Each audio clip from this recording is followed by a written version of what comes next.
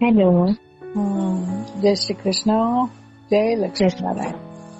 શ્રી કૃષ્ણ. જય લક્ષ્મીનારાયણ. કેમ છો? મસ્ત મજામાં. તમે ટીચર છો? હવે હું હમણાં એને શું કહેવાય હોમિયોપેથિક ક્લિનિકમાં સ્પેશિયલ ચાઇલ્ડ લોકોને ભણાવવા જઉં છું. ઓકે, ધેટ્સ વેરી નાઇસ યાર. બહુ સરસ. કે જેમ કે એ લોકોને કેનેક ડિસઓર્ડર્સ હોય કે બહુ નીંદ આવે, કોઈ છોરાને 10th તક પહોંચી ગયા લેકિન રીડિંગ્સ નથી આવડતી, તો એકદમ એ ફોર એપલ તે ચાલુ કરવાનું બધું. ને કોલેજના બી હે, નાનકડા છોરા બી હે, બધા હે. ઓકે, તો એવા બધા સ્પેશિયલ કોઈ ટ્રેનિંગ તમારા એવા કોઈ કોર્સ તમે કર્યો હશે? ના, મારી તો શું કહેવાય લાઈફ તો એટલી ઓલી રહી કે હું શું કહું, શું કરું તું, શું થઈ ગયું, શું ક્યાં હું પહોંચી ગઈ. પણ હા, તો કહો ને તમે શું કરવાના હતા, ત્યાંથી સ્ટાર્ટ કરીએ. મને એકચ્યુઅલી પહેલા તે મારું ડ્રીમ હતું ટીચિંગ નું જ હતું કે ટીચિંગ, ક્યુંકી કેમ નાગપુરમાં એટલું એજ્યુકેશન હખર નથી એમ. તો મેં એક ભણાવવાની બહુ આમ જિજ્ઞાસા હતી મારા અંદર કે ના તેને બી આમ હખર તરીકે સમજાવું કરું, એક સ્કીલ હે એમ કરીને. તો ઘણા ફ્રેન્ડ્સ લોકો બી કહેશે તો એક હતું. પછી શું કહેવાય 10th 12th કરી પછી મને બીટેકમાં જ જવું હતું, બટ એકચ્યુઅલી PCM નું એડમિટ કાર્ડ મારું ઓપન નહોતું થયું ને ઓમ કોલેજમાં એડમિશન થઈ ગયું હતું કે PCB થ્રુ થઈ જશે, બટ એટ ધ ટાઈમ જે રિઝલ્ટ આવ્યું તો વળી સરનો ફોન આવ્યો કે ના હવે PCM નથી તો એન્જિનિયરિંગમાં થશે જ નહીં. પછી મેં કીધું કે એક મંથ સુધી ટાઈમમાં બહુ બધાના એડમિટ કાર્ડ ઓપન નહોતા થયા, તો 1 month વેઇટ કર્યું હતું કે કદાચ ગવર્મેન્ટ કંઈક નોટિસ વોટિસ આવે તો ના આવી. પછી મેં પોલી લીધું. પછી મારા કને એક જ ફિલ્ડ હતું, મેં કહ્યું હવે શું લઉં, મતલબ સરને સજેસ્ટ કર્યું તો કે પોલિટેકનિક ફિલ્ડે હખરે. તો એનામાં મેકેનિકલ સિવિલ ને બધી હે ને કમ્પ્યુટર સાયન્સ ને, તો મેં કહ્યું ના હું કમ્પ્યુટર જ લઈશ કે બચપન થી કમ્પ્યુટર ભણ્યું હોય. 11th 12th માં બી મેં IT ચૂઝ કર્યું હતું એટલે. તો પછી કમ્પ્યુટર સાયન્સ કરીને કેમ્પસ ને બધા આયા, તો એનામાં મારું સિલેક્શન થઈ ગયું હતું. ઇન્ટરવ્યુ ક્રોસ કરીને 4 રાઉન્ડ ક્રોસ કરી ને પછી સિલેક્શન થઈ ગયું ને મેં જોબ કરી હતી ડિજિટલ માર્કેટિંગમાં. પેલા ઇન્ટર્નશિપ પૂરી શીખી ડિજિટલ માર્કેટિંગની ને એનામાં જોબ કરીને બી ઘણા ક્રાઇસિસ આયા, બધું આવ્યું, કંપની વાળાએ ધોકો દીધો, બટ આ બધાથી બહુ ઘણી એક સ્કિલ્સ ને કેવા લોગ હોય લાઈફમાં ને એક્સપિરિયન્સ બહુ મળ્યું. પછી રૂકી ગઈ હતી એક ટાઈમમાં, કે ઘરવાળા પછી અલાવ નહોતા કરતા, આટલું બધું કરીને બી કાંઈ ના થયું એટલે સામેવાળાએ ધોકા વગર દીધા હતા એટલે. પછી પપ્પા કે હમણાં કાંઈ નથી કર્યું. પછી થોડાક દી રૂકી ગઈ હતી, 2-3 મહિના. એના પછી મને આ એક ઓપોર્ચ્યુનિટી આવી હતી. એક કઝિન પોતે એમાં દીદી કરતા હતા, તો મને કે આમ હે તો તું કરીશ? મેં કીધું હા બિલકુલ. એ કે ક્યોંકि તારા અંદર આમ પેશન્સ ને ઘણું હે તો તું કરી લઈશ આરામથી કરીને. પછી હું વાત કરવા ગઈ હતી તો એ કે અને 1-2 લોકોએ જેમ ટેસ્ટ લઈને એમ લીધું હતું, પોતે હોમિયોપેથિક એક નામ જ પોતે હોમિયોપેથિક ડોક્ટર હે. તો ટેસ્ટ લીધું ને એમાં મેં પાર કરીને પછી હું હવે એમાં ભણાવું છું. બરાબર. બધા ચાઇલ્ડ ને બરાબર. એટલે તમારી ઈચ્છા કઈક બીજી હતી ને તમે પહોંચ્યા ક્યાંક બીજે, એવું બધું થયું છે? હા, બટ લાસ્ટમાં આમ ટીચિંગ ફિલ્ડમાં જ હવે આવી ગઈ. હા, બરાબર. જે ડ્રીમ હતું એના તરફ જ લાસ્ટ જમ્પ થઈ ગયું. એટલે એમ કે ભલે ડિજિટલ માર્કેટિંગ બી કરી તો માટે બી ઘણું બધું શીખવા મળ્યું, સ્કિલ્સ મળી, તો આગળ જઈને એ બી ભણાવી અકીરા આપે. નવી આ બી થયું તો આ બી ભણાવી અકીરા. હવે પ્રોગ્રામિંગ લેંગ્વેજ CSC કરી હે તો પ્રોગ્રામિંગ લેંગ્વેજ બેસિક્સ આવડે તો એના બી ઓલું ક્લિયર હે. બહુ સરસ. અમારા છોકરાઓનું જે હમણાં હવે જે ટ્રેન્ડ ચાલે છે ને કે પढ़ना है कुछ करना है, હા, આ જે છે ને એ બહુ ખરેખર બહુ સરસ છે. હોવું જ જોઈએ. હરેક જે તમારી જે જનરેશને જે વિચાર્યું છે કે ના અમને કાંઈક તો કરવું છે, તો એ જે જજ્બાત છે ને એ રાખવાનું કે અને જે તમે કહો છો ને કે અમને કાંઈક શીખવા મળ્યું, એ પોઝિટિવ વિચાર જ રાખવાનો એવું નહીં વિચારવાનું કે અરે મેં આમ કર્યું ને મને આમ જેમ થોડું થયું તમારા સાથે જયારે તમારી કંપનીએ ચીટ કર્યું એટલે તમે થોડાક તો ડિસઅપોઇન્ટ થયા હશો, ફેમિલીએ પણ કીધું, એ થાય, એ એકદમ સહી વાત છે, એવું બધાને લાગે. પણ જે તમે વિચાર્યું કે ના ડિસઅપોઇન્ટ નથી થવું અને આનામાં પણ એવું વિચારવાનું છે કે કાંઈક તો શીખવા મળ્યું મને કે હવે આગળ મારે શું શું નથી કરવું એ મને શીખવા મળ્યું. શું કરવું છે એ તો ખબર જ છે કે મને મહેનત કરવી છે, મને ટાર્ગેટ્સ પૂરા કરવા છે, યા જે પણ જે કોઈ કંપની હોય અથવા તો કોઈ ઇન્સ્ટિટ્યૂટ હોય જેનાથી તમે જોડાવ છો એના જે રૂલ્સ છે અથવા તો જે એના ઓર્ડર્સ છે એ તમને પૂરા કરવાના, એ ખબર છે કે શું કરવું છે. પણ શું નથી કરવું ને એ આવી વિફળતાઓથી ખબર પડે, આવી ચીટિંગ ખબર પડે. તો બહુ સહી, બહુ સારું એટીટ્યુડ છે તમારું અને બહુ સારું વિચારો છો તમે. It's very nice. એમ થાય કે મને મારા અંદર એમ જ હોય કે ના એક નવી સ્કિલ્સ, હવે જેમ કે ઘરમાં બી હોય તો હવે ઘરવાળા કહે છે કે હવે એક મેરેજની ઉંમર આવી ગઈ તો સિલાઈ આવડી ખપે, આ આવડું ખપે, હું આવડું ખપે. ઠીક છે, બધું શીખશું, એ ના નથી શીખવાની, કે શીખવાની બધી બહુ રુચિ કે આમ કઈક નવું હોય તો આમ જોઈએ એકદમ કે ના આ ચીજ ખરે કરીને આ ચીજ શીખવી ખપે આપને, કે ભલે શીખો બધું લેકિન કરવું આપને જે કરવું એ જ. હા બિલકુલ, અને શીખવું જ જોઈએ. જેમ કે તમારી આ એજમાં તમને અગર તમારા પેરેન્ટ્સ કહે છે કે તમારે સિલાઈ શીખવી જોઈએ તો ઠીક છે ને, શીખો તમે, તો જરૂરી થોડી ને છે કે તમને કોઈ સિલાઈ મશીન ઉપર બેસાડશે. હા, તમને ઇમરજન્સીમાં તમને તમારી પોતાના કપડા અગર કે ને કે એની ઉધેડબૂન કરતા તો આવડશે તમને.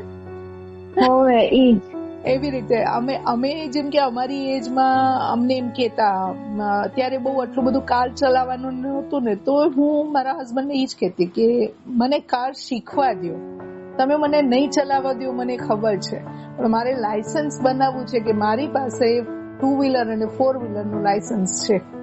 આ ચીજની મને તસલ્લી હોવી જોઈએ. જયારે લાયસન્સ બનાવું જ છું હું 2 વ્હીલરનું, તો સાથે સાથે 4 વ્હીલરનું શા માટે નહીં, મને ખબર હોવી જોઈએ ને કે આ ગાડી ચાલે કેમ છે જેના ઉપર હું બેઠી છું. હા એ જ. એવી રીતે જેમ કે આજકાલ તમે લોકો બધી દીકરીઓ છો, દીકરાઓ છો, બધા જે અમારા બધાના સંતાનો છો, તમે લોકોને અમે જો એમ નહીં કહીએ કે તમારે દરરોજ વાસણ કરવા છે, દરરોજ તમારે કપડાં ધોવા છે, દરરોજ તમારે ઝાડુ પોતા કરવા છે, દરરોજ નથી કરવું, પણ તમને આવડવું જોઈએ કે ક્લીનિંગ કેવી રીતે થાય, પછી કપડાં છે કે બર્તન છે કે જે પણ છે, બરાબર ને? યસ.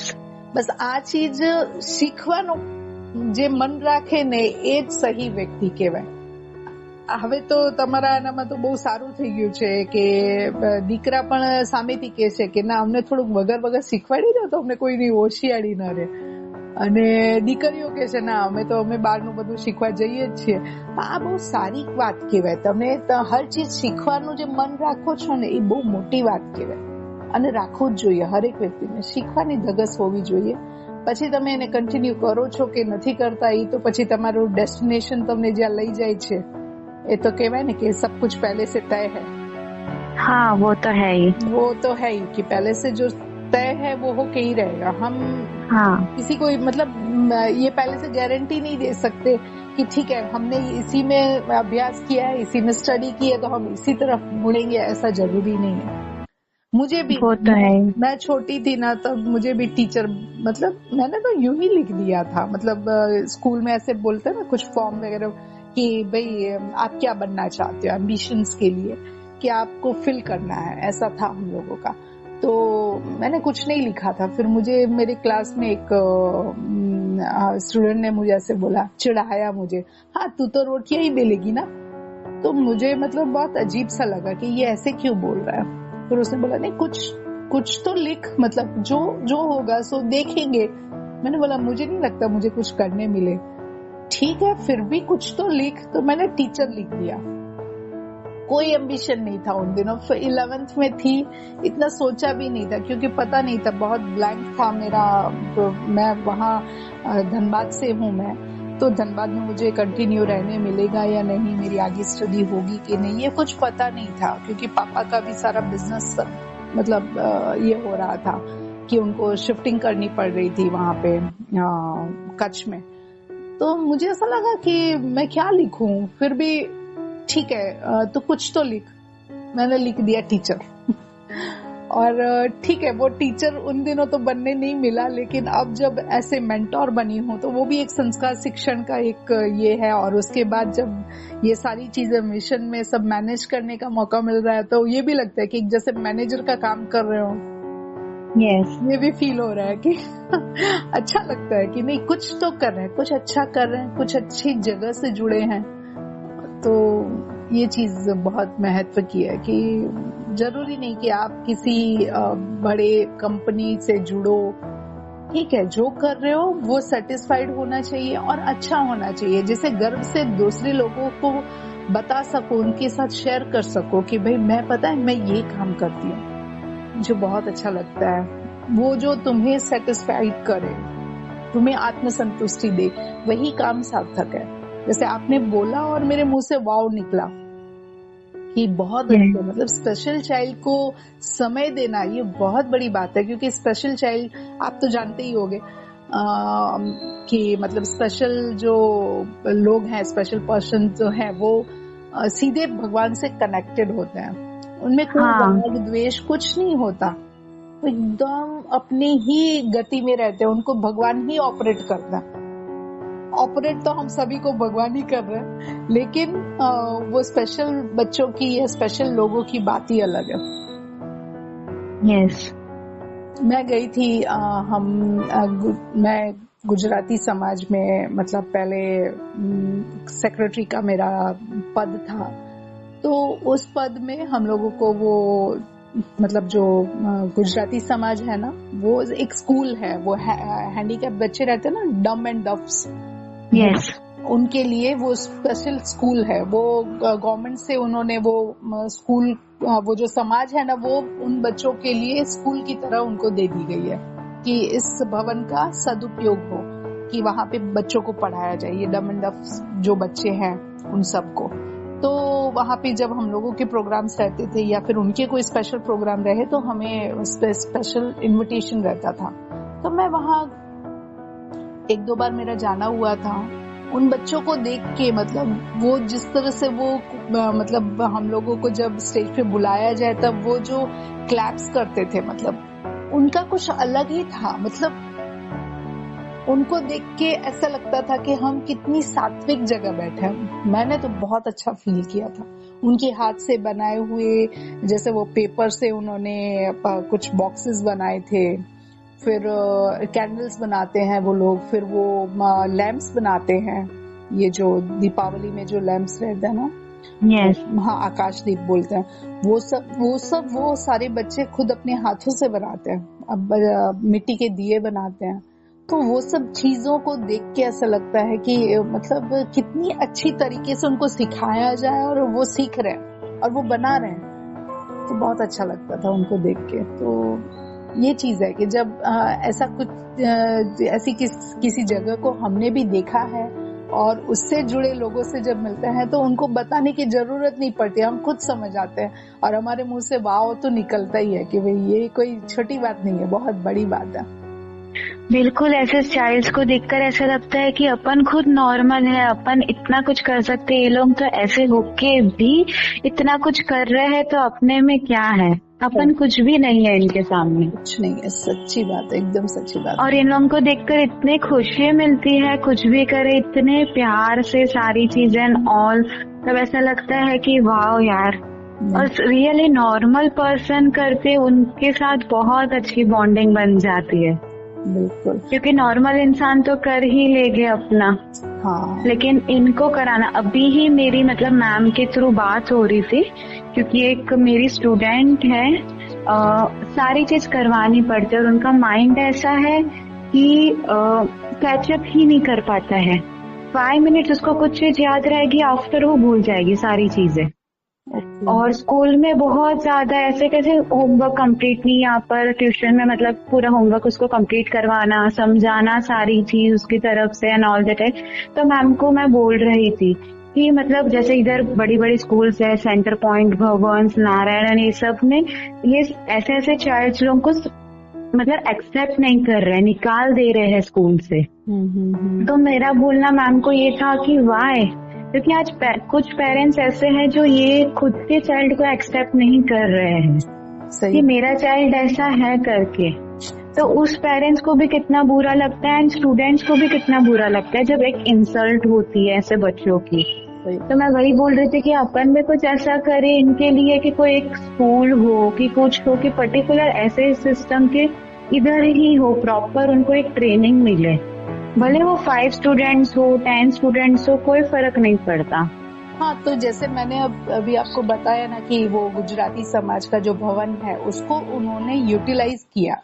उन्होंने मतलब वो कुछ डील हुई होगी, मैं इतनी अंदर तो मुझे पता नहीं कि कब क्या कैसे इस चीज को मतलब किया गया, लेकिन हाँ है वहाँ पे ऐसे कि गुजराती समाज है वहाँ रात को अगर हम लोगों को डांडिया रास वगैरह खेलना है, गुजराती समाज मतलब पाटीदार नहीं, पाटीदार थे उससे पहले लेकिन अब अपनी पाटीदार की अलग समाज हुई है। ये गुजराती समाज मीन्स इसमें वाणिया लोहाणा यस यहाँ पर भी है, नागपुर में भी। हाँ, तो वो पूरी अखिल मड़गांव की गुजराती समाज, उसमें हम लोगों को भी जाने की छूट थी लेकिन गुजराती होने चाहिए ये पता होना चाहिए था। तो वहाँ पे वो स्टेज भी बनाया हुआ है और हॉल भी बहुत बड़ा है। तो वहाँ पे हम लोग नवरात्रि के फंक्शंस, फिर हमारे जो महिला मंडल के फंक्शंस हैं या फिर समाज के फंक्शन, वो सब करने के लिए वहाँ पे मिलते हैं। लेकिन सुबह के टाइम वहाँ पे वो स्पेशल चाइल्ड के लिए वहाँ पे वो सब रहता है। उनका जो स्कूल है वो स्पेशल वो स्कूल की तरह ही चलाया जाता है। तो वो कितना अच्छा ना कि एक ही भवन का 2 तरीके से यूज हो रहा है। यस भवन एक ही है लेकिन दोनों, और उसमें भी दोनों की मतलब उल्टा हम लोग उनसे परमिशन लेते हैं। जैसे समाज अपनी है लेकिन स्कूल को सामने से कहा जाता है कि भाई आज हम लोग अपॉइंटमेंट ले रहे हैं। जैसे नवरात्रि का तो सबको पता रहता है लेकिन बाकी कोई भी फंक्शन है तो हमारे महिला मंडल का कोई प्रोग्राम रहता था तो हम उनसे परमिशन, बकायदा परमिशन लेते थे कि आज शाम को हम लोग 3 बजे मतलब 4 बजे प्रोग्राम है तो हम लोग 3 बजे आ जाएंगे, आप भवन क्या है क्या सिचुएशन है वो। और वहाँ पे कितना अच्छा जो मतलब वहाँ पे हाउसकीपर था ना, वहाँ पे हाउसकीपिंग के लिए वो बंदा भी डम एंड डफ था लेकिन वो सब कुछ समझता था। मतलब आज जैसे नॉर्मल किसी को ऐसे बोलना पड़े ना कि चेयर सब सजा दो क्योंकि प्रोग्राम था तो मतलब स्टेज पे सब कुछ ये हम लोगों के टेबल सजा देना, चेयर वहाँ पे भी रखना है, फिर माइक हम लोग लेके आएंगे तो वो स्पीकर को उसमें जोड़ना है, हर एक काम वो खुद करता था।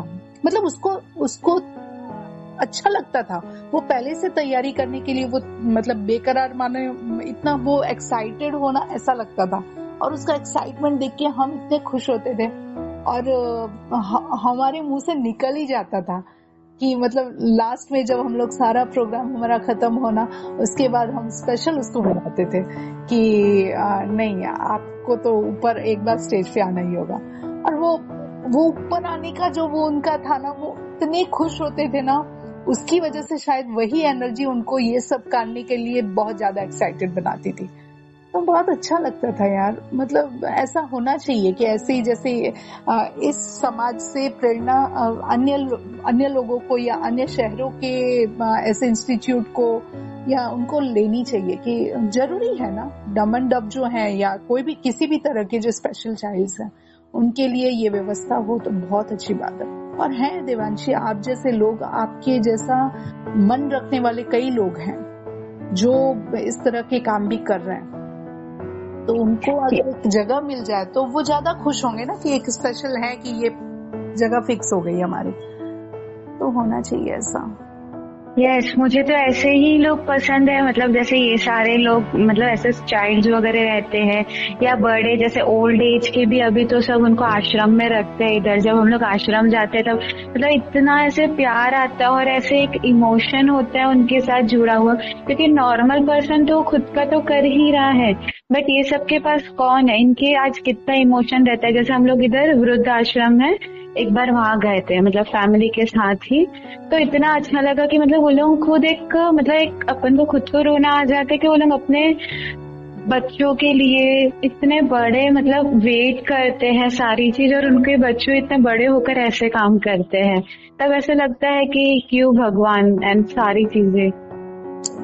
ठीक है, आप जो बोल रहे हो, आपके मन में जो सवाल आ रहे हैं वो एकदम सही है, लेकिन कई चीजें क्या है ना कि उनको एक जैसे आध्यात्मिकता के लिए हम बता रहे हैं ना आप सभी को कि आध्यात्मिक होना जरूरी है।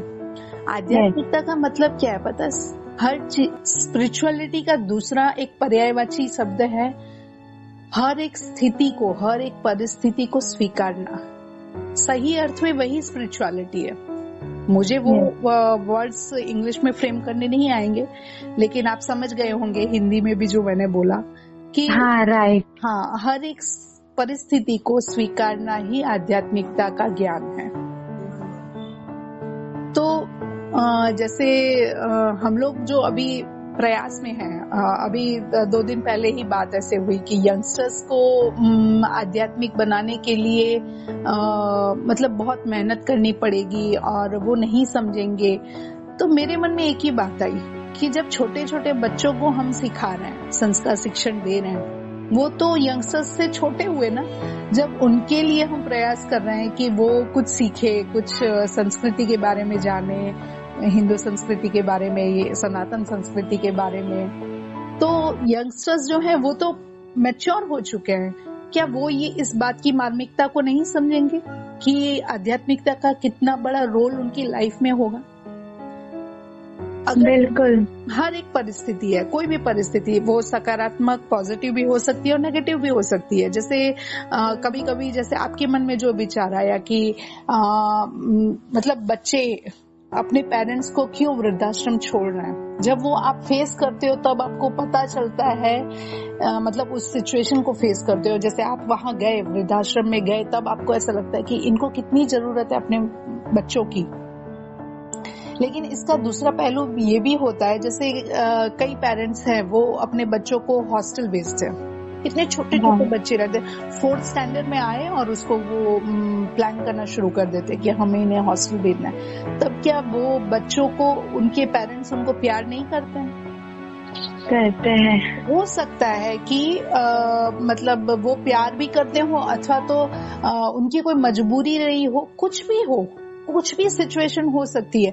वैसे ही वृद्धाश्रम में छोड़ने वाले जो लोग हैं वो टोटली रॉन्ग है, मैं मानती हूँ इस बात को, लेकिन उन लोगों के बारे में ज्यादा सोचने से अच्छा है कि हम ये सोचें कि अब कुछ ऐसा, कहते हैं ना वो आध्यात्मिक क्रांति, एक कि वसुदेव कुटुंबकम जो है उसमें पता है स्पेशल चाइल्ड है या फिर ऐसे ही जो वृद्ध हो चुके हैं, इन लोगों को सबसे ज्यादा महत्व दिया जाता है। वसुधैव कुटुंबकम में जो उसका प्रतीकात्मक सूत्र है ना, मनुष्य जन तो तेने रे कहिए, पीड़ पराई जाने रे, पर दुखे उपकार करे तो मन अभिमान न आने रे। मतलब मनुष्य जन वही है जो दूसरे के पीड़ा को अपना समझे और उस पीड़ा में उसको उससे उबरने के लिए जो सहयोग करे, फिर भी उसे कभी भी अभिमान ना आए, ये इसका सूत्र है। तो सामने वाले की वेदना को समझना यही सबसे बड़ी चीज है। और इस वसुदेव कुटुंबकम में एक वो वैश्विक समर्थन प्रणाली का प्रयोग किया जाता है, वो है ओमनाद। ओमनाद, वो 11 बार ओमनाद करना है। तो जैसे किसी के घर में कोई वृद्ध स्त्री है, कोई या फिर मतलब कोई माँ है या बाबा है किसी के, तो वो उसकी बहू है या फिर उसके पोते हैं, उसका बेटा है, कोई भी अगर वसुदेव कुटुंबकम का जो ग्रुप है उसको वो आमंत्रित करता है कि कृपया आज हमारे घर पधारें, हमें ओमनाद हमारे घर करना है, तो वो ग्रुप जो है ना वहां जाता है उनके घर, और वहां पे वो वृद्ध व्यक्ति के लिए वहां पे ओमनाद किया जाता है। क्योंकि वृद्ध व्यक्ति जो है वो खुद ओमनाद नहीं कर सकता, लेकिन वो सुन तो सकता है। yes. और ओमनाद के जो बेनिफिट्स हैं वो आप जानते ही हो, आजकल सबको पता है कि ओमनाद जो है वो ओमकार सिर्फ करना, और नाद है उसमें क्या होता है, जब ज्यादा से ज्यादा आप ये समझ लो कि 10 लोग अगर आए किसी व्यक्ति के आमंत्रित करने पर, अगर 10 लोग इकट्ठा हुए और वो 10 लोग जब मिल के ओम नाद करते हैं, वो 11 बार ओम नाद करने में सिर्फ 5 मिनट लगते हैं, 5 या 6 मिनट ज्यादा से ज्यादा। अब वो सब मिलके जब 5 मिनट में ओम नाद करें ना, तो वो 5 मिनट में वो 10 into 11 110 टाइम्स का जो वाइब्रेशंस, जो वो एनर्जी इकट्ठी होती है ना, वो इक्वल वे में सबको मिलती है। वहां पे जो उपस्थित जो लोग हैं, उन सभी को वो एनर्जी एक साथ इकट्ठी होती है वो ओम नाद की, और वो इक्वल सबको प्राप्त होती है। तो इससे क्या होता है ना कि आप ये तो जानते ही हो कि 5 मिनट में 110 बार ओम नाद करना इम्पॉसिबल है। लेकिन जब सब मिलके सामूहिकता में ओम नाद करते हैं ना, तब हमें इस सिर्फ 5 मिनट में 110 बार जो एनर्जी है वो एक साथ मिल जाती है और सबको इक्वल मिलती है। तो ये फायदा है ओम नाद करने का। तो वसुदेव कुटुंबकम में जब कोई वृद्ध व्यक्ति खुद ओम नाद नहीं कर सकता, तो उनको वो सेवा दी जाती है उनके घर के लोगों के द्वारा। इसलिए ये प्रेरित करता है इस तरह से कि नहीं, आपको अपने जो बुजुर्ग हैं उनकी सेवा करनी जरूरी है। इस तरह से सिर्फ आप उनकी सेवा करते करते भी आपको कब इस तरह के वैश्विक ऊर्जा का लाभ प्राप्त होता है आपको पता भी नहीं चलता। आप तो मात्र सेवा कर रहे हैं, लेकिन साथ ही साथ उस सेवा के बदले आपको कुछ प्राप्त भी हो रहा है, कुछ एनर्जी प्राप्त हो रही है, जिसकी वजह से कहते हैं ना, उस सूत्र में कहा है ना कि पर दुखे उपकार करे। तो उपकार नहीं बल्कि ये तो सेवा है, लेकिन जो लोग आए हैं उनके आमंत्रण पे, वो लोग भी जब उन पे उपकार कर रहे हैं ना, तो उनको अभिमान इसलिए नहीं आता क्योंकि उनको इक्वल एनर्जी मिल रही है। ये कॉन्सेप्ट बहुत अच्छा है। साथ ही ऐसे ही जैसे वो बुजुर्ग नहीं बोल सकते, वैसे स्पेशल पर्सन्स हैं जो बोल नहीं सकते, सुन नहीं सकते, या फिर इस तरह से मेंटली इतने हम लोगों की तरह एबल नहीं है, मतलब उनके और भी डिसऑर्डर्स है। तो इस तरह की जो तकलीफें हैं जिन लोगों को, उनके लिए स्पेशल इस तरह की सभाएं मतलब आयोजित की जाती हैं। तो वो घर के मेंबर्स ही इस तरह से बुलाते हैं कि प्लीज आप आइए और आज हम लोग ओम नाद करेंगे साथ में मिलके। तो ये बहुत अच्छी बेनिफिट्स मिलती है। और फिर जैसे जैसे इसमें आगे बढ़ते हैं, तो जैसे उस ग्रुप में समझिए कि उस ग्रुप में 50 लोग हैं, लेकिन उसमें से आए सिर्फ 10 लोग। लेकिन इसमें जैसे जैसे आप धीरे धीरे आगे बढ़ते हो और आसन को जीतने का जो एक कहते हैं ना, आसन को जीता, फिर आसन को पूर्ण तरह से अनुभव करना, तो वो उसमें मिलता है, हमें पता चलता है। धीरे धीरे हम वो फील करते हैं कि जैसे वो कोई भी व्यक्ति ने आज अपने दादी के लिए या दादा के लिए हमें बुलाया, या तो कोई भी स्पेशल पर्सन के लिए उस घर के मेंबर ने बुलाया हमें, तो उस ग्रुप में अगर 50 लोग हैं और उस आमंत्रण को पढ़ते हैं ना, तो भी उसके जो अंदर जो जीव जो है, वो जो चित्त है ना, वो चित्त को पता चल गया कि मुझे आमंत्रण मिला है। अब वो शाम के 4 बजे जब उसको वहां पे जाना है, वो नहीं जा पाया ना, फिर भी उसका चित्त वहां पहुंच जाता है। वो एनर्जी भी उस व्यक्ति को वहां बैठी खुद को भी मिलती है और इन लोगों को भी मिलती है, क्योंकि उसका चित्त वहां पहुंच गया, उसके वाइब्रेशंस वहां पहुंचते हैं।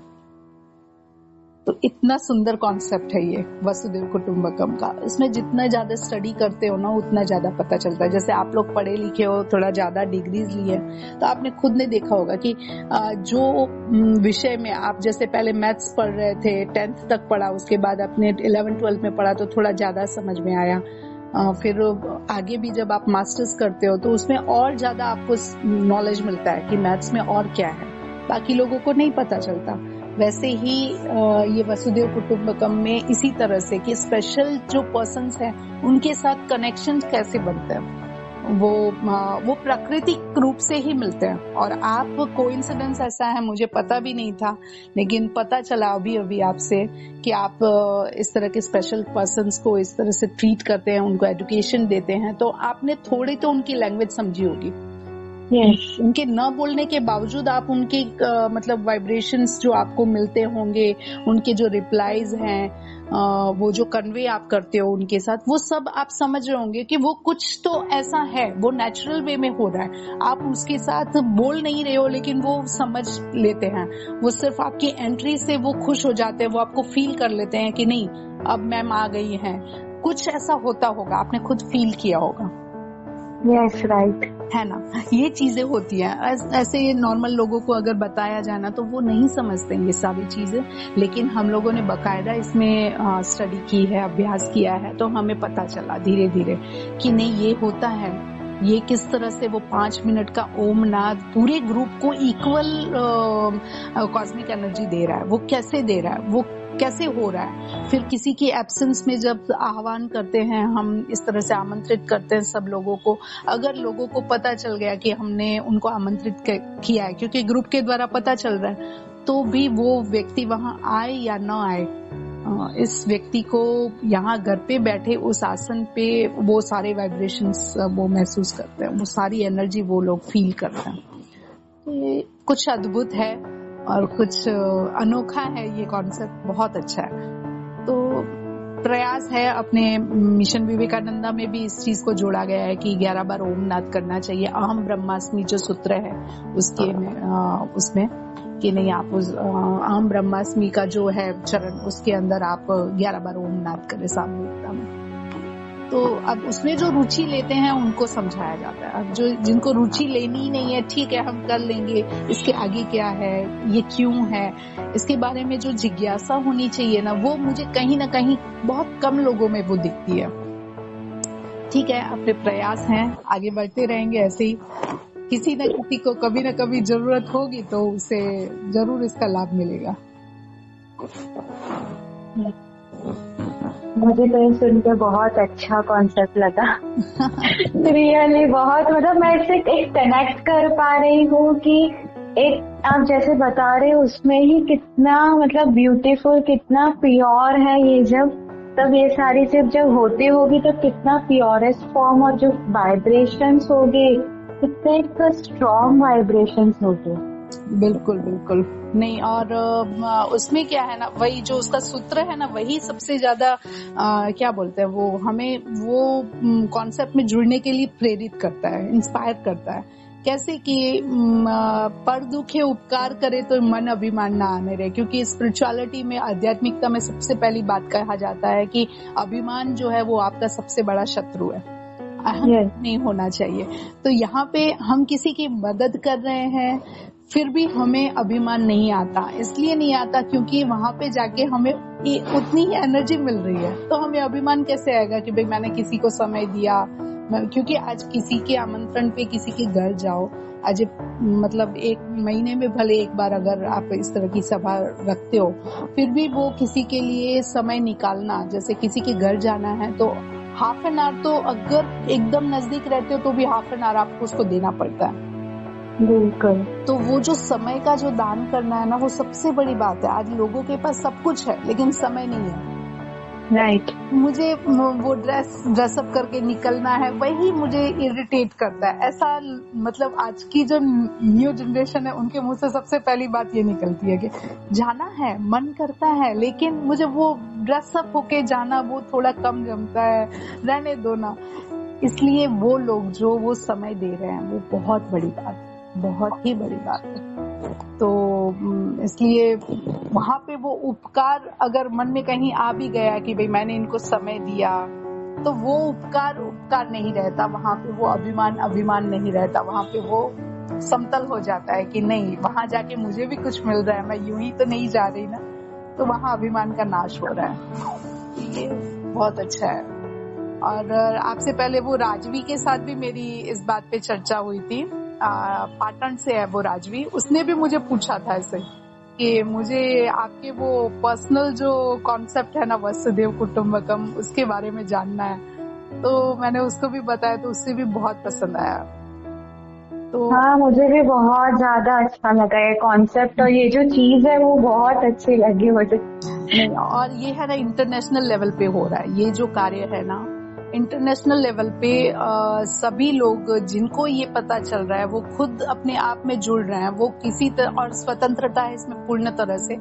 जैसे मैंने आपको ये कॉन्सेप्ट समझाया, अगर आपको इसमें से कुछ भी मदद मतलब लेनी है तो आप मुझसे पर्सनली पूछोगे, लेकिन जब आप अपना ग्रुप डेवलप करोगे तो उस ग्रुप में आपको मुझे जोड़ने की कोई जरूरत नहीं है। कोई ऐसा नहीं है कि हमें एक ग्रुप बनाना है जिसमें लाखों लोगों को जोड़ना है, कुछ नहीं, हजारों लोगों को जोड़ना है, ऐसा कुछ भी नहीं है।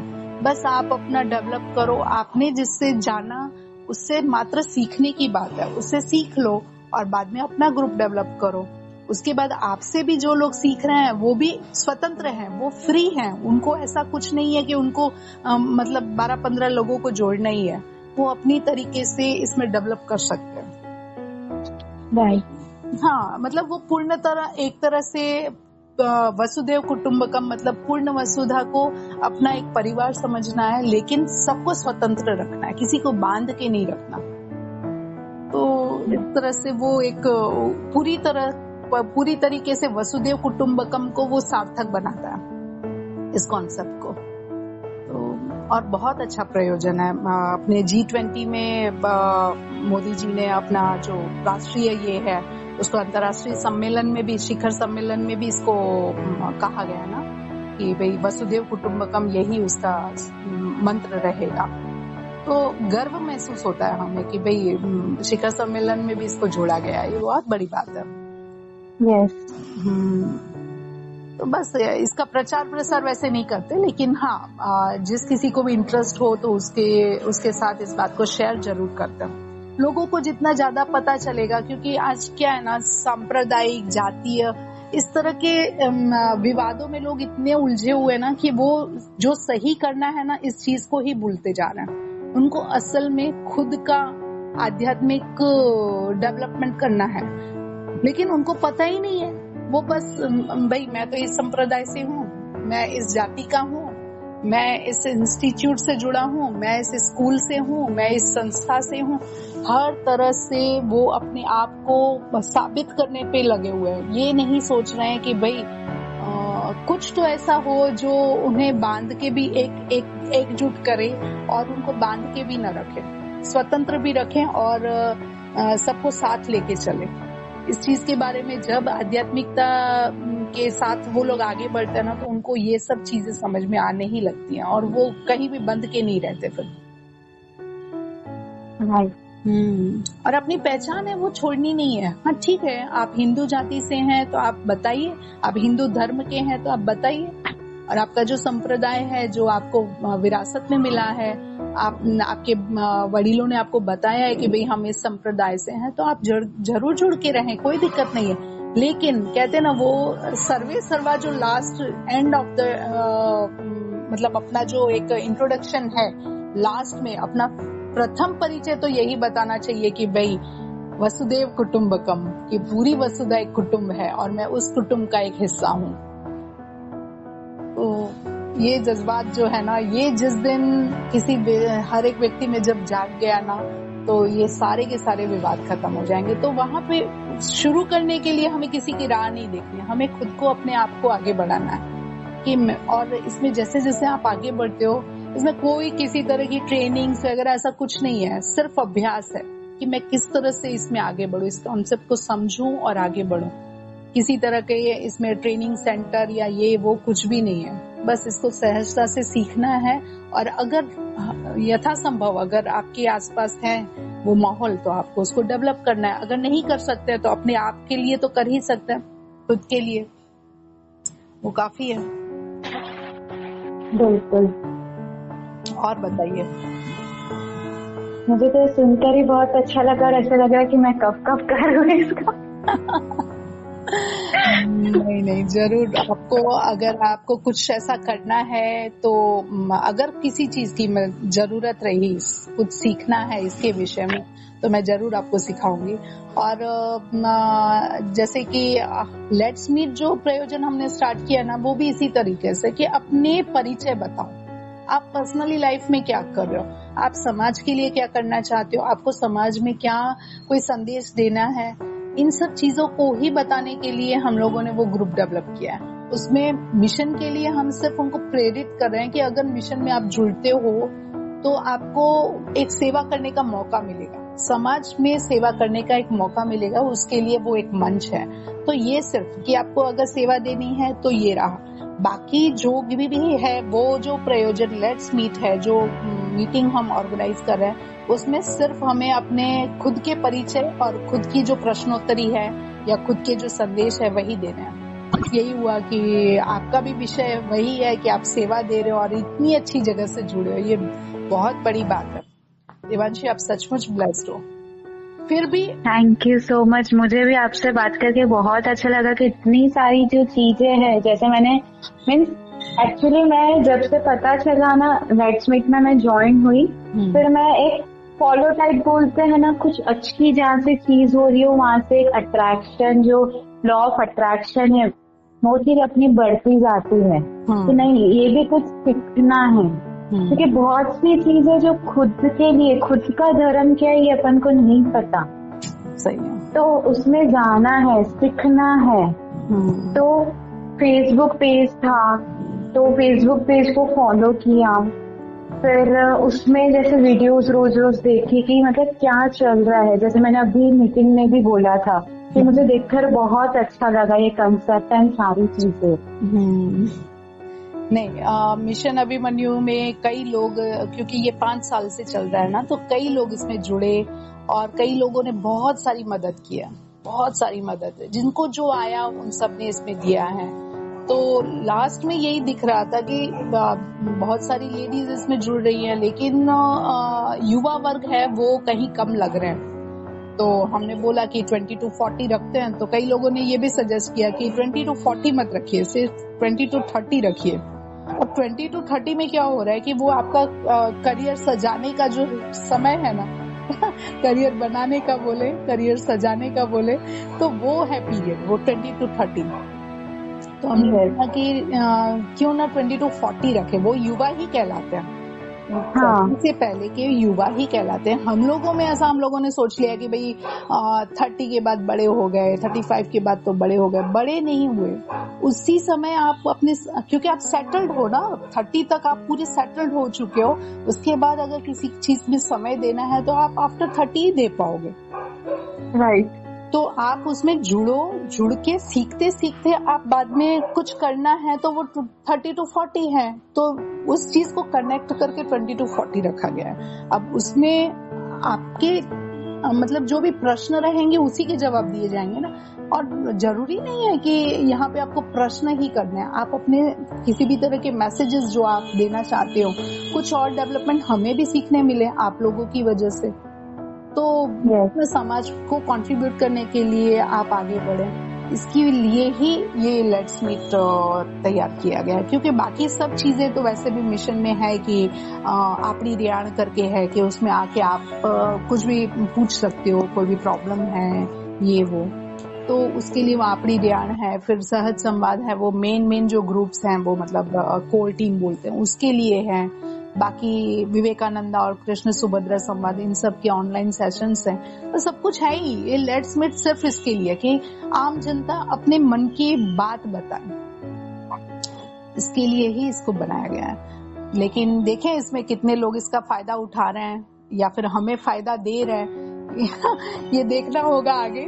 और मैंने तो पिछली मीटिंग में भी बोला ना कि सिर्फ 2 लोग होंगे तो भी अपन मीटिंग करेंगे, अगर कम लोग होंगे तो जल्दी मीटिंग खत्म हो जाएगी, लेकिन मीटिंग रखेंगे क्योंकि सही लगा ये कॉन्सेप्ट। जितना जैसे पुराना होगा वैसे लोग जैसे अवेयर होंगे, इस चीज से जानेंगे, तो जुड़ेंगे, जरूर जुड़ेंगे। बिल्कुल, तो प्रयास तो रहेंगे ही। और मुझे आपसे ये भी पूछना था कि जैसे तकनीकी सहयोगी के लिए मतलब एक कोई भी हम लोग प्रयोजन करते हैं, कोई भी इस तरह से मीटिंग रखते हैं ना, तो उसमें हम लोग मतलब टीम ऐसे बनाते हैं कि जैसे कोई अहवाल लिख रहा है मीटिंग का, जैसे संचालन किशन भाई कर रहे हैं, तो उसके साथ मैं संचालक में हूँ कि चलो कोई भी व्यक्ति कुछ बोलेगा तो उसको प्रतिसाद देने के लिए मैं हूँ, क्योंकि अभी किशन एकदम नए हैं ना, उनको पता नहीं है हाँ मिशन क्या है या आगे क्या करना है, कुछ कोई बात ऐसी हो तो उसके साथ मैं रहती हूँ। तो अब है ना, तकनीकी सहयोगी के लिए हम लोग सोच रहे थे, वैसे ऑपरेट कर ही लेंगे किशन, लेकिन अगर कोई तकनीकी सहयोगी अगर हो रहा है तो अगर महीने में एक बार ही है, अगर आप इंटरेस्ट लेते हो तो हम लोग आपको जोड़ें, आपकी जैसी इच्छा है, ऐसा कोई फोर्स नहीं है आपको, लेकिन अगर आप इंटरेस्ट ले रहे हो तो एज अ तकनीकी सहयोगी आप किशन के साथ रहो, हमारे साथ रहो। बिल्कुल, मुझे थैंक यू ये सजेशन करने के लिए और ये देने के लिए, मैं एक्सेप्ट करती हूँ उसको। Okay, very nice. नहीं बस मैंने बोला, मैं अभी 2-3 दिन से एकदम बिजी थी, सहज संवाद की मीटिंग वगैरह सब था, तो फिर क्या है, मैं बात नहीं कर पा रही थी, लेकिन मेरे दिमाग में यही चीज थी कि ये ठीक नहीं है, फिर भी वो मीटिंग में आई है, वो भी इतनी लेट नाइट मीटिंग में। तो मैंने बोला ये है तो मेरे जैसी थोड़ी, तो मैं ऐसे पूछ के देखूं, क्योंकि है ना, जैसे मिशन का कोई काम है या तो किसी भी जगह का कोई काम है ना, उसमें लगन, वो जज्बात, वो स्फूर्ति जो है ना, वो होनी बहुत जरूरी है कि नहीं करना है। मैं वहां जाऊंगी, मुझे वो एक जिज्ञासा, मुझे कुछ जानना है, कुछ सीखना है, इस तरह के जो भाव है ना, तो ही आप आगे बढ़ते हो। और तो मैंने वो देखा आप में, तो मैंने बोला चलो मैं इसे पूछ ली हूँ इससे पूछ ही लेती हूँ कि भाई क्या करना, अगर तुम्हें मन करे तो आ जाओ भाई, हमारी टीम में जुड़ जाओ। बिल्कुल बिल्कुल, ये तो मेरा सौभाग्य है कि इतना अच्छा वर्क में मैं मेरा टाइम दूंगी, सारी चीज दूंगी। ये तो मेरे लिए बहुत एक अच्छा अपॉर्चुनिटी आई है जिसको मैं हाथ से जाने नहीं दूंगी बहुत अच्छी बात है, बहुत अच्छा लगा, बहुत ही, मतलब मैं थोड़ा हिचकिचाहट में सोच रही थी कि ये बंदी क्या बोलेगी, ठीक है अच्छा लगा तो जरूर से मैं करती हूँ, है ना। तो तो मैंने आज वैसे सुबह उससे बात हुई थी मेरी, मैंने आपको पहले मैसेज किया, तब आप थोड़े शायद बिजी थे, आप वहीं स्कूल जाते हो ना सुबह? नहीं, सुबह नहीं जाती हूँ मैं, एक्चुअली 4 to 8 जाती हूँ, बट अभी 15 डेज का रेस्ट बोला है ना। अच्छा, तो ये जुलाई तक तो मेरा स्टॉप है और अब अगस्त से फिर से स्टार्ट करूंगी।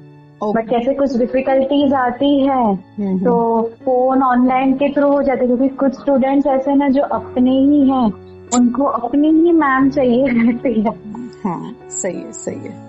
तो फिर उनको थोड़ा हैंडल करना भी मुश्किल हो जाता है। जैसे अभी मेरी जगह कुछ न्यू को रखा है 15 डेज के लिए ही, तो बच्चे कैसे थोड़ा सेटल होने में टाइम लगता है उनको, इसलिए। नहीं ठीक है, तो आप जरूर से इसमें साथ हो जाओ हमारे अच्छा रहेगा, सभी को अच्छा रहेगा, और हमें भी मतलब एक क्या है ना, जितने यंग जुड़ेंगे ना वो ज्यादा अच्छा है, हमें भी अच्छा लगेगा, क्योंकि हम तो हमारी एज के जो लोग हैं उनको कंफर्टेबल बना रहे हैं, लेकिन फर्क पड़ता है। जैसे आपके मतलब जैसे कैसे कि कहीं घूमने जाना है तो पेरेंट्स से ज्यादा फ्रेंड्स के साथ ज्यादा मजा आता है, वैसे ही मीटिंग में भी जब आप लोगों की एज के ही लोग होंगे ना, तो आप लोगों को अच्छा लगेगा। फिर एक हद तक जब आप लोगों की संख्या बढ़ जाएगी और आप लोग खुद अपने आप में बातें करना और सब कुछ कॉन्सेप्ट वगैरह सब समझ जाओगे ना, उसके बाद हम ज्यादा इंटरफेयर भी नहीं करेंगे, हम सिर्फ आपको सुनेंगे। और मैं उस दिन का बेसब्री से इंतजार कर रही हूँ कि कब ये पूरी तरह से डेवलप हो, लोगों की संख्या बढ़े, और आप और किशन सभी लोगों को इतना कंफर्टेबल बना दो कि वो लोग आप लोगों के साथ मतलब टाइम बिताने का मन करे, जैसे हम लोग करते हैं। आपरी रियान है ना, उसमें हम लोग आराम से सब लोग वेट करते रहते हैं। हम लोगों ने जब स्टार्ट किया तो उन्होंने ये भी बोला कि भाई क्यों यार वीक में रखो एक बार, मतलब मंथली नहीं वीकली रखो, इतना सबको पसंद आया। लेकिन हमने बोला नहीं, वीकली नहीं रखना है, मंथली ही ठीक है, मंथली ही काम करेंगे और मंथली ही मिलेंगे। तो इसमें भी ऐसे ही है कि आप अभी नए स्टार्ट में हो, तो जैसे जैसे लोगों की संख्या बढ़ेगी उसके बाद हम लोग साइड हो जाएंगे, फिर आपको सब कुछ देंगे करने के लिए।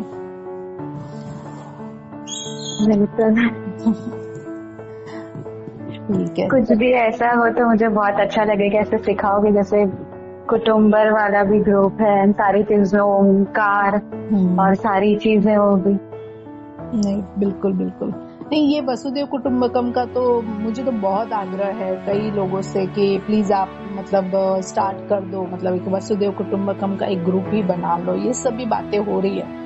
लेकिन मैंने बोला कि नहीं, मैंने एक जैसे फेसबुक पे एक पेज बनाया है उसका वसुदेव कुटुंबकम, उसके बारे में सब कुछ उसमें लिखा हुआ है। जिसको अच्छा लगता है वो लोग उस चीज को देखते हैं, और जिसको करना है वो सब पर्सनली मुझसे पूछ भी लेते हैं और अपनी सोसाइटी में कर भी रहे हैं वो लोग। लेकिन किसी का मतलब इस तरह से वो बनाया नहीं है, सर्वस्व उनने बनाया है, लेकिन मैं उसको अभी कर नहीं पा रही हूँ क्योंकि अपने मिशन अभिमन्यु में ही इतना काम बढ़ गया है ना कि सब लोगों को जोड़ना ये वो, तो वो काम नहीं हो पा रहा है। जैसे जैसे इसमें सब लोग सेट हो जाएंगे ना, उसके बाद उसको डेवलप करेंगे वसुदेव कुटुंबकम को। बिल्कुल। बाकी सब लोग अपनी तरीके से करने के लिए स्वतंत्र है, तो अपना भी ग्रुप वो सर्वस्व ओम जो है फेसबुक पे बना लिया है, तो लेकिन उसको डेवलप अभी नहीं कर पा रही हूँ क्योंकि 2 जगह काम नहीं हो पाता ना, कोई भी एक जगह अपन अच्छी तरीके से कर सकते हैं। उसको 100% दे दो, उसको पूरा डेवलप कर लो, उसके बाद उसको बाद में जाएंगे। आप लोग सब संभाल लोगे तब मैं चली जाऊंगी। तो जैसे वो सब कुछ किशन संचालन में वो कर रहा है, अब आप उसको किस तरह से मदद करोगे? आपको क्या लगता है क्या क्या करना है? मतलब तकनीकी सहयोगी में अब आप दोनों ही मुख्य संचालक रहोगे, तो आप किस तरह से मतलब अपने आप दोनों बात कर लोगे या फिर कैसे करना है? उसका डिस्कशन में मेरी जरूरत पड़े तो ठीक है, नहीं तो आप दोनों कर लो अपने आप में बातें, कैसे लगेगा? ठीक है ना। आप देख लो किस तरह से उसको कितना अच्छा बनाना है, कितना लोगों को अट्रैक्टिव बनाना है, वो दोनों आप दोनों डिस्कस कर लेना है ना। बाकी वो मीटिंग अरेंज करनी और फिर YouTube पे अपलोड करना, वो सब काम तो किशन ने बोला है वो कर देगा, उसमें कोई दिक्कत नहीं है ना। हाँ। ओके ठीक है, लो चलो अब रखूं मैं या फिर कुछ और बातें करनी है? मुझे आपसे बात करके बहुत अच्छा लगा।